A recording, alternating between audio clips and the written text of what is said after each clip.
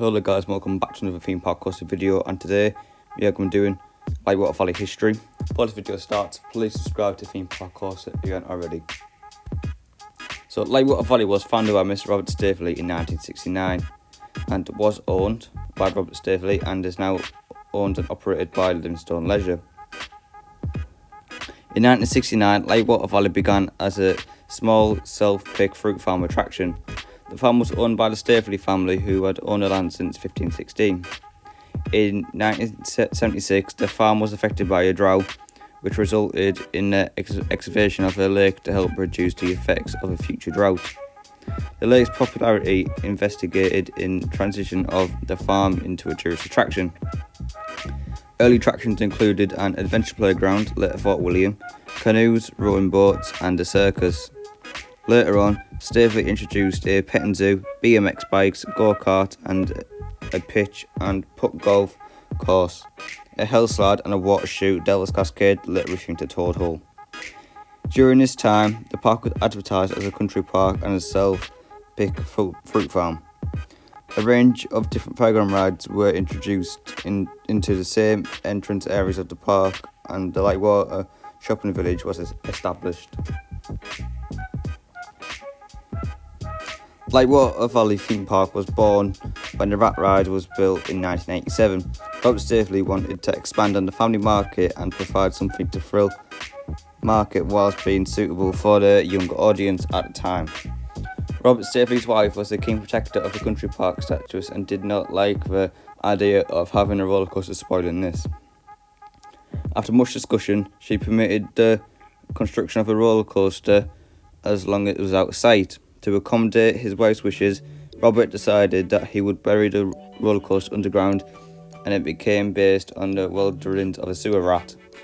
The ride closed in 2009 for refurbishment and reopened as Rapid Attack for the 2010 season. The ride was constructed by blasting large amounts of rock, which was sold, and capping the hull and exposed sides with a large barn-style building.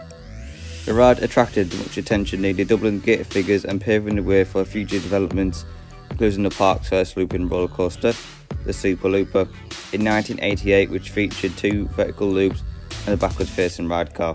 And there's a picture of Rapid Attack there. Robert Staveley used the success of the Rat Ride to persuade his wife that a proper roller coaster was to be built. He liked the idea of having a roller coaster coming down the valley atop the park, but was faced with the challenge of getting people atop the valley to board the train. His wife suggested that the train should be sent out to the top and returned in aid of two drops. In 1990, construction began on the world's longest roller coaster, costing a whopping $5.2 million and over 1.5 miles long in length. The Ultimate was opened to the public in 1991 and was opened by Frank Bruno. Additional rides and attractions were added throughout the decade, including roller coasters such as the Viper, the Batflyer and the Ladybird. Water rides such as the Beaver Rapids, Log Flume and Splash Falls were opened. A number of rides, including the Beaver Rapids and the Heat Wave, were opened on short-term leases instead of being purchased. In the mid-1990s, Robert Staveley handed the park over to his children, Amanda and James. However, in 1987, there was a change of ownership from a private family firm to Queensborough Holdings, who bought the park for $5.2 million. The park was sold because it had run into financial difficulties following the heavy expansion on the Ultimate. Queensborough Holdings were also in ownership of Pleasurable Hills Theme Park at the time. Both parks were operated by Leisure Great Britain, part of Queensborough Holdings. However, the new owners put the park back up for sale within 11 months of buying it, and they decided to refocus their business. However, no bid was accepted during the following few years. The park was given a new lease of life in February 2001 when Lightwater Valley was bought by Ball Investment, who used Heritage GB to manage the operations. The new ownership brought about rapid investment in ride offerings, offering brand new, imagine with new logos, mascots, websites, and such as the Treetop Twister, Black Widow's Web, and the first year by rides such as the Octopus, Eagle's Claw, Grizzly Web, the Caterpillar Coaster, Prom Tower, and Skyrider. Lightwater Valley is home to what was once the world's longest roller coaster, the Ultimate. To this day, the Ultimate is now Europe's longest roller coaster. The Ultimate represented an investment of $5.2 million and was the concept of the park's original owner. Robert Staveley. Construction began in early 1990 and took 18 months to complete before opening to the public on the 17th of July 1991. While the ultimate was designed by Big Country Motioneering, they were not involved in the completion of the project.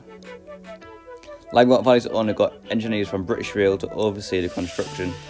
A few sections of track of the second half of the ride were redesigned and changed their banking. The track was made by Tubular Engineering.